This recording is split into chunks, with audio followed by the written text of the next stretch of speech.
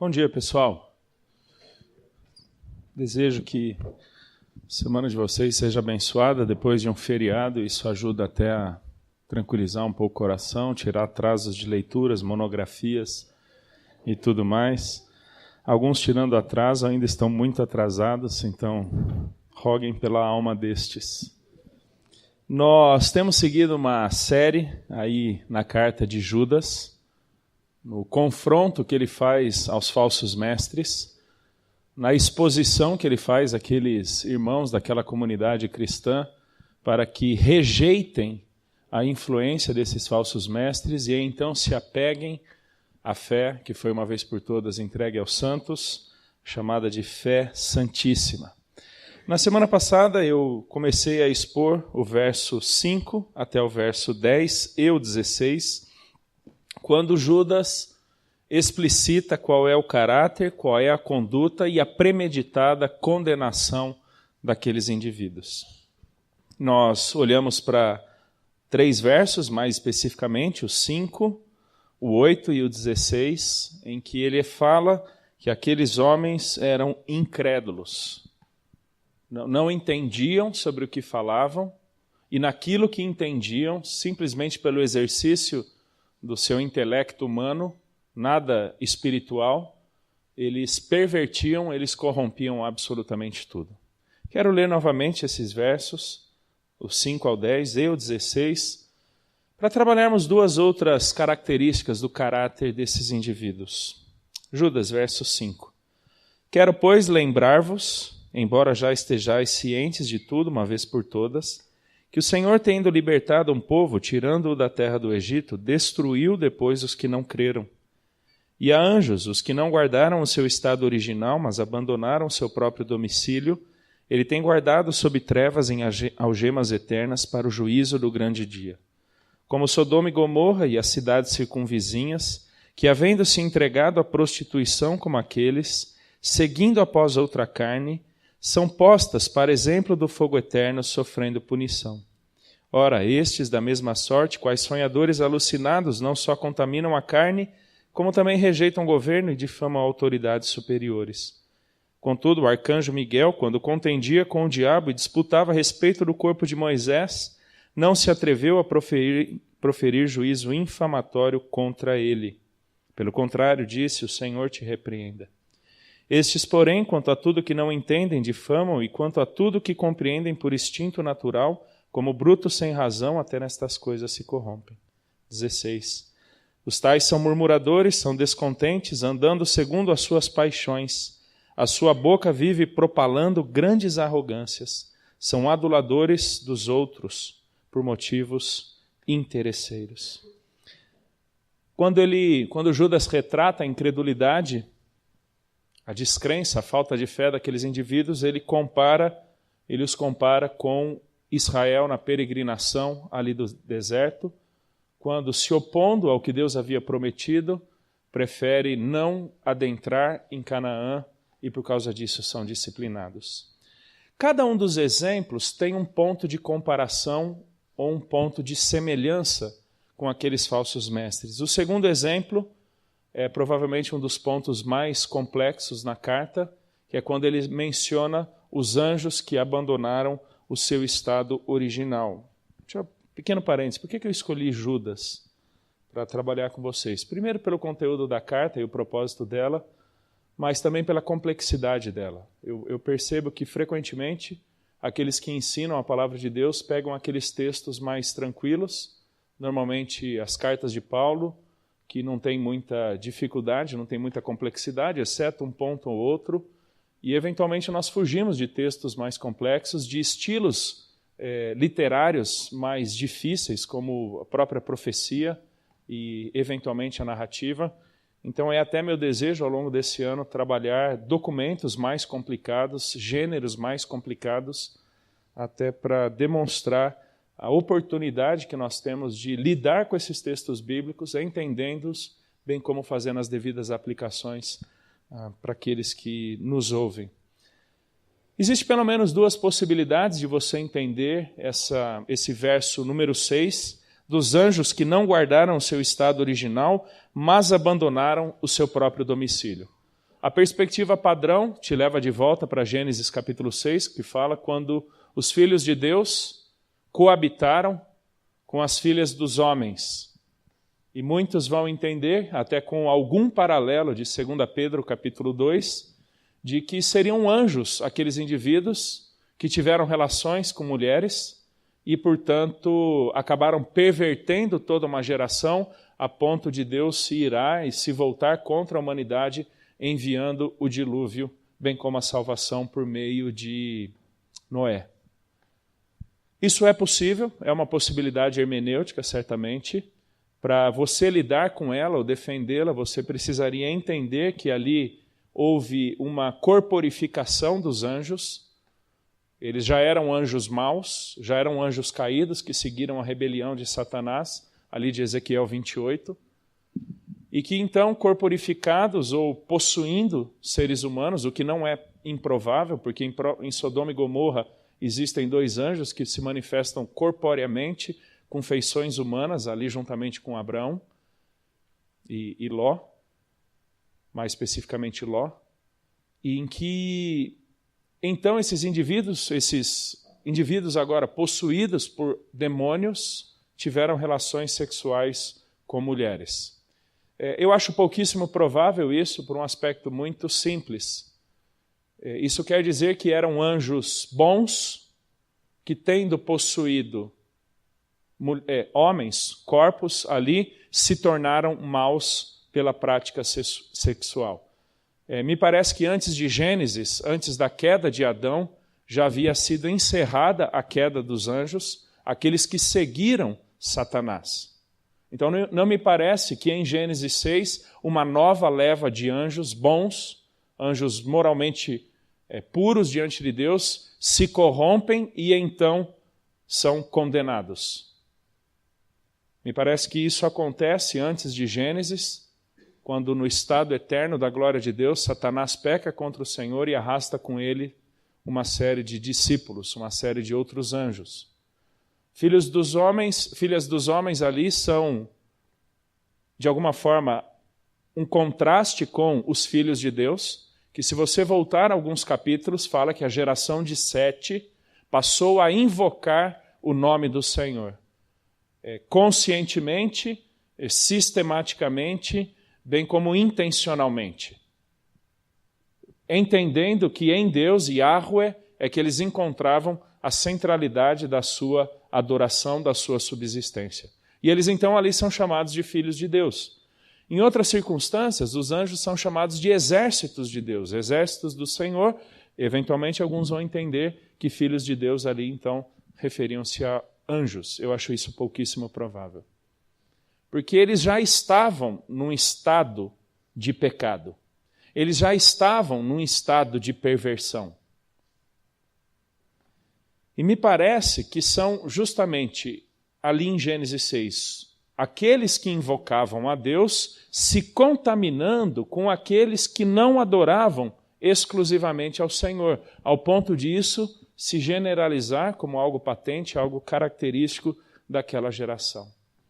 A outra possibilidade de interpretação, que é a minha preferência, é que eram anjos mesmo, seres angelicais, que não guardaram o seu estado natural ou estado original. E o que quer dizer estado original?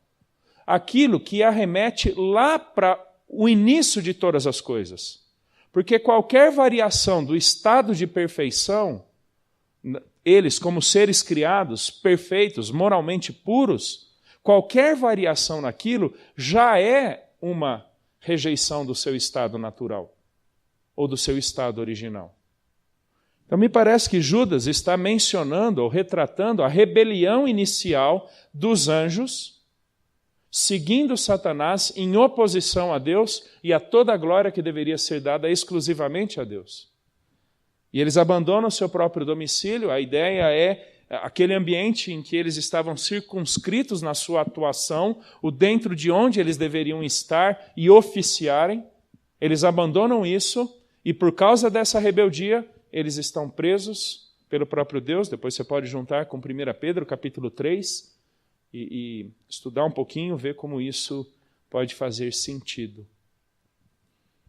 E o que é interessante aqui é que o ponto de menção, ou o ponto de contato, é a insubordinação ou a irreverência desses anjos como exemplo do que os falsos mestres faziam. O ponto aqui não é a promiscuidade. A promiscuidade é Sodoma e Gomorra. Aqui é insubmissão ou insubordinação. Porque se fossem anjos já caídos, eles não seriam chamados filhos de Deus. Ou seria possível, então, novos anjos caírem em pecado. Mas foram anjos que, não reconhecendo a autoridade de Deus, não reconhecendo a exclusividade de Deus, se pervertem, seguindo Satanás, difamando ou propalando arrogâncias contra Deus, exatamente como os falsos mestres faziam. Eles não reconheciam a autoridade de Deus, porque, na verdade, no verso 4, fala que eles negavam o Senhor Jesus Cristo, ou seja, eles não reconheciam o senhorio de Cristo, eles não reconheciam a autoridade final de Cristo Jesus. E, portanto, eles eram rebeldes, que desejavam conquistar seguidores para os seus interesses, difamando essas autoridades superiores. É nesse contexto que Judas cita, olha o final do verso 8, como também rejeitam governo e difamam autoridades superiores. A ideia de rejeitar aqui, eles não reconhecem a primazia de. Eles simplesmente fazem de conta que não tem absolutamente nada a ver com eles, porque eles são livres pensadores. Eles agem por eles mesmos, eles pensam o que eles querem, eles fazem o que eles querem. Porque olhando para aquelas autoridades instituídas por Deus na igreja, olhando para os próprios apóstolos, porque Judas vai lidar com a autoridade apostólica ao longo da sua carta, os falsos mestres olham para aqueles que têm autoridade instituída por Deus e simplesmente os rejeitam. E é interessante como a irreverência, a insubordinação ou a insubmissão são frequentemente condenadas na Escritura. Porque muito antes de se oporem a pessoas, aqueles indivíduos se opõem a Deus, não reconhecendo a autoridade que Deus legou para aqueles indivíduos. E, queridos, como isso é fácil acontecer no contexto da igreja? Como isso é fácil? E eu sei que, de alguma forma, todos vocês estão se preparando aqui para o desempenho ou o exercício de um ministério, e que muitos de vocês voltam muito críticos, muito ácidos para a igreja. Depois de 6 meses de seminário, olham para a igreja e já julgam estar tudo errado. Criticam a mensagem, criticam os procedimentos, criticam a disciplina, critica isso, critica aquilo, porque, afinal de contas, você acha que se você estivesse lá, você faria diferente. E, eventualmente, você vai até deixar de orar pelos seus líderes eclesiásticos, porque, afinal de contas, você não concorda com eles. E, eventualmente, vai agir de bastidor quando pessoas vêm buscar opinião contigo e você dá a sua opinião e você sabe que ela é diferente daqueles que têm autoridade na igreja, inclusive sobre você. Na medida do possível, eu procuro não sair quase aqui da igreja do Maracanã, porque é a minha igreja, mas eventualmente eu preciso sair e estou em outras igrejas. Vira e mexe, uma pessoa vem e diz, olha, eu queria te consultar a opinião sobre isso. Eu escuto e eu pergunto, o que é que teu pastor disse? Não, eu quero saber a tua opinião. Eu falei, não, mas eu quero saber a opinião do teu pastor. Porque eu estou ali por um final de semana, 2 dias, e depois eu vou embora. Ontem aconteceu uma dessas. Eu estou lidando com uma situação de família, eu quero saber a sua opinião. Eu falei, não, você vai conversar com o seu pastor, porque eu estou indo embora para Atibaia. Porque às vezes numa postura muito simples, eu posso estar inflando ou minando aquele indivíduo para que ele ganhe um álibi agora e se volte contra o seu líder, se volte contra o seu pastor. E acredite, eu lido com ex-alunos semanalmente. Muitos deles saem daqui do SBPV com a faca nos dentes, sangue nos olhos, como vão dizer, porque agora eles querem fazer acontecer. E nem sempre eles têm a sabedoria, e como é corrente no 3º ano, doidos para saírem daqui para dar uma rachadinha numa igreja. É assim, pessoal, estou falando. Décadas de história, é triste, mas é isso. O que pode demonstrar? Insubmissão, irreverência. Se fosse eu faria diferente. Eu não gostei disso, eu não gostei daquilo, eu não concordo com isso, eu não concordo com aquilo. Sabe o que é mais triste? É você perceber, depois de 15, 20 anos de ministério, que você está praticando todas aquelas coisas que você dizia que nunca praticaria. Porque existem muito mais coisas do que simplesmente o que você acha que deveria ser. E eventualmente não são coisas erradas. Mas é interessante que a característica dos falsos mestres é justamente essa insubordinação às autoridades instituídas por Deus. Eles difamam, eles pervertem, eles falam mal. Queridos, calcem as sandalinhas da humildade e cheguem devagarzinho. No seu ministério de fim de semana, no seu estágio, se submetam.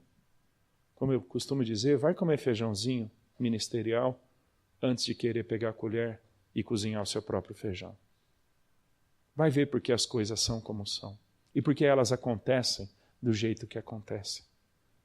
Eu recomendo, na medida do possível, eventualmente existem circunstâncias diferentes, eu recomendo para que todos os alunos saiam daqui e se submetam a uma autoridade. Não saiam sozinhos para um campo missionário, para uma organização cristã ou eventualmente para uma igreja para estarem sozinhos. Não façam isso. Por amor a vocês, por amor ao ministério e às pessoas que vocês vão ministrar. Vocês precisam estar debaixo de uma autoridade. Temos experimentado uma situação muito gostosa aqui na igreja do Maracanã, já há 2 anos e meio, num presbitério colegiado, em que um está submisso ao outro.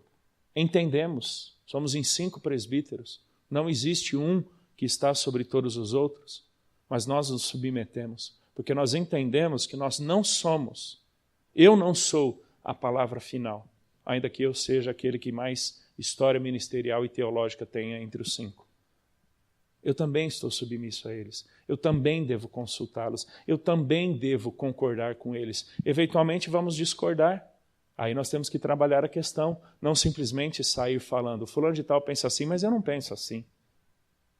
Não faça isso.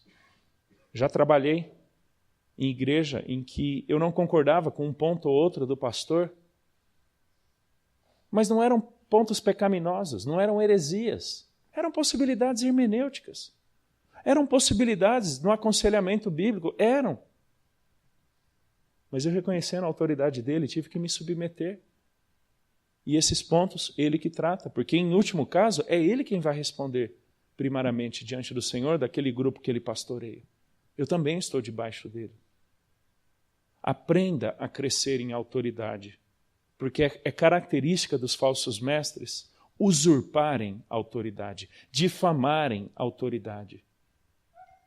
Querendo solapar aquela turma lá, minando de bastidor, para que simplesmente caiam e agora você tem a autoridade sobre a igreja. É assim que rachas acontecem.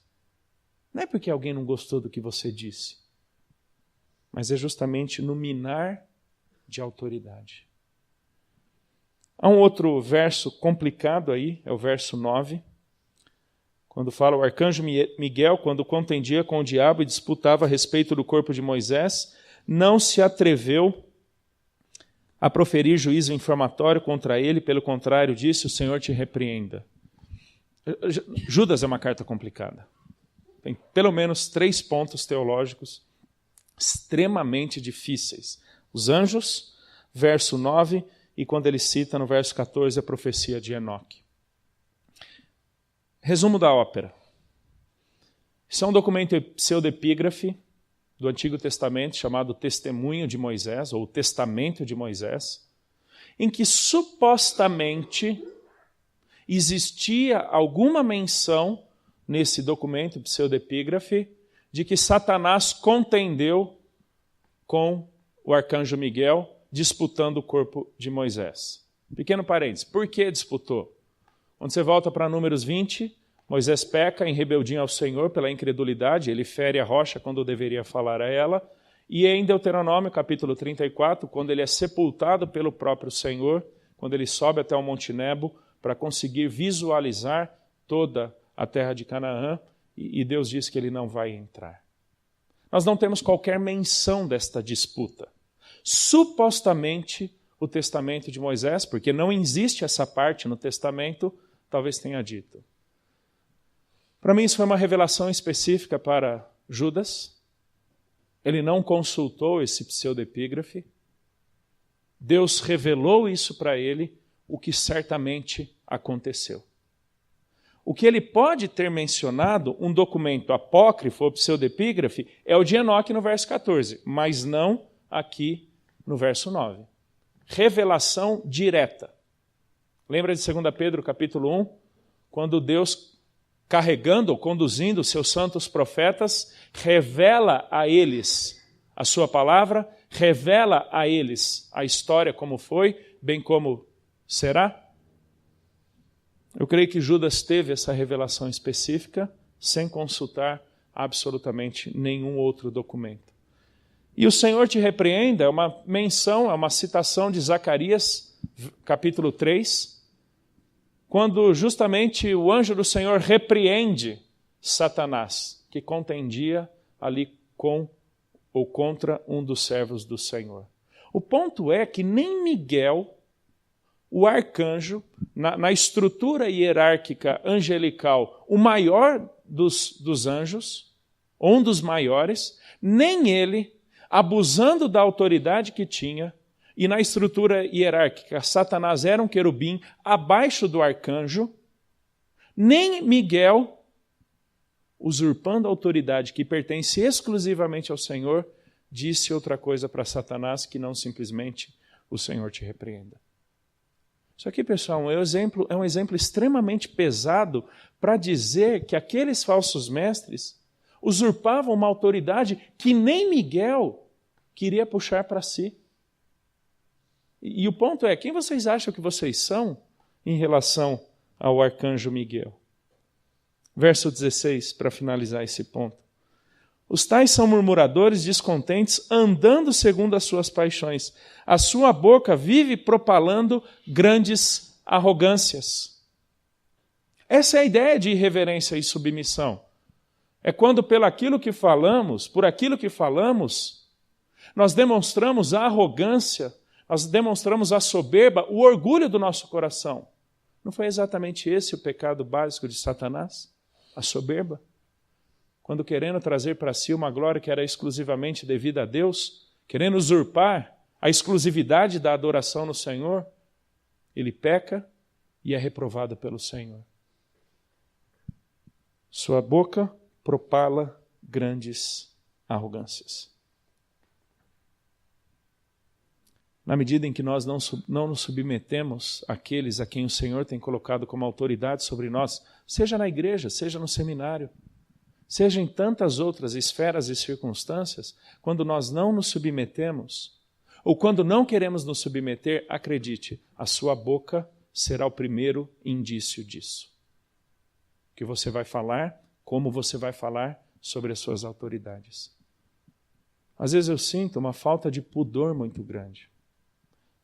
Deixa eu te falar algo que hoje talvez você não experimente, mas um dia talvez. A maneira como uma pessoa chega na igreja é provavelmente a maneira como ela vai sair da igreja. Isso eu já percebi, caminhando para 20 anos de ministério já, com igreja. Se ela chega falando mal da antiga liderança, acredite, ela vai sair mal, falando mal de você, porque é um estilo de vida arrogante que propala com a boca as insatisfações do coração. Cuidado você para não fazer isso.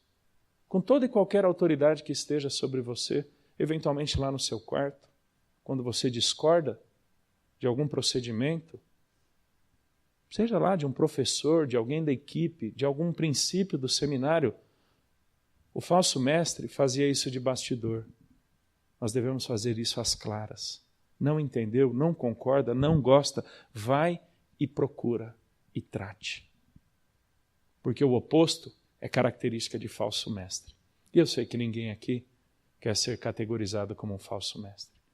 Chegue no seu pastor, chegue naqueles que estão sobre você, chegue naqueles, independente de quem sejam. Porque a arrogância, como você pode ver em Provérbios, é frequentemente demonstrada pelo falar. Semana passada, incredulidade, hoje, irreverência. Não estou conseguindo render em Judas como eu gostaria. Semana que vem, imoralidade. Vamos orar.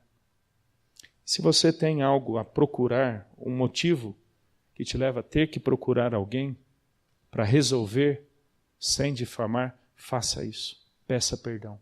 Trate a sua causa. Os falsos mestres fazem de bastidor. Os falsos mestres fazem levianamente isso. Deus, o nosso desejo é primeiramente nos submetermos ao Senhor, entendendo a autoridade e senhorio de Cristo, nos dispondo à submissão também àqueles que o Senhor instituiu como liderança sobre nós. Por isso, dê-nos pudor na maneira como os mencionamos, na maneira como nos referimos a eles e às suas práticas.